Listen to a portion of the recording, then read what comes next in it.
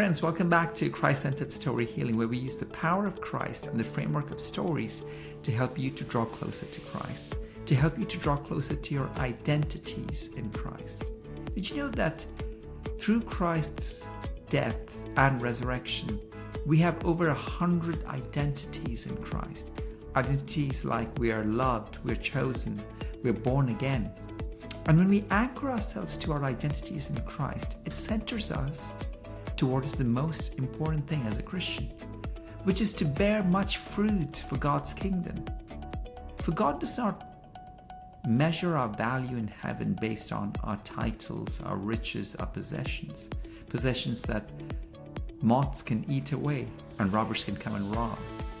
But Christ says, treasure yourself in heaven by storing kingdom treasures that are obtained by proclaiming the good news, by helping people to come to know Christ, by helping people to grow in their Christian faith. That's how we produce fruit for God's kingdom. And He really values us doing this. So how do we do that better? By anchoring ourselves back to our identities in Christ, by being able to share and love and care for others like Christ.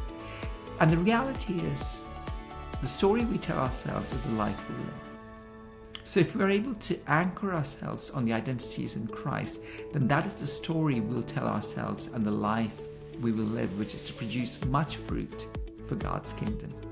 Talking about stories at Christ-Centered Story Healing, we use the power of Christ and the framework of stories to help you to anchor yourself back into what really matters as a Christian. And talking about stories, our greatest storyteller, Jesus Christ, spoke through stories about kingdom truths. So today I'll be reading a parable from Jesus Christ, from Luke 13, to illustrate a story. Think through this story. What feelings does it evoke? What can you take away from this story? So here it is, Luke 13, 6-9, and this is Jesus speaking. Then he told this parable.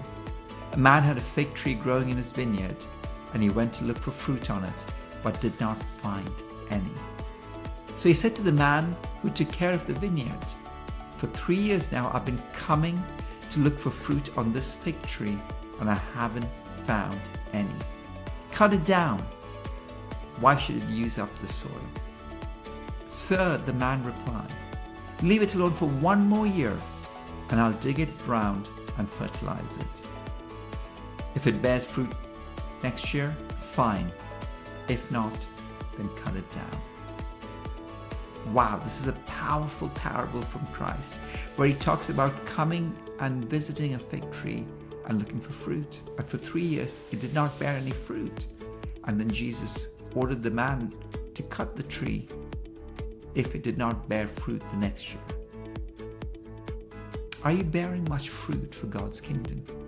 Are you able to love others, forgive others, care for others like Christ has loved you and forgiven you and cares so deeply for you? If you're struggling with some of these identities, it is normal as a Christian to struggle with these identities, yet we're called by Christ to produce much fruit for His kingdom. If you need help to reorient yourself back to your identities in Christ, then consider signing up to one of our free Christ-Centered Story Healing seminars, where you'll be given the spiritual framework to craft your own story and help you to anchor yourself back to Christ and produce much fruit for God's kingdom. So check out the link in the bio and sign up to one of our seminars. And my hope and prayer is you're able to bear much fruit for Christ and for His kingdom. God bless you.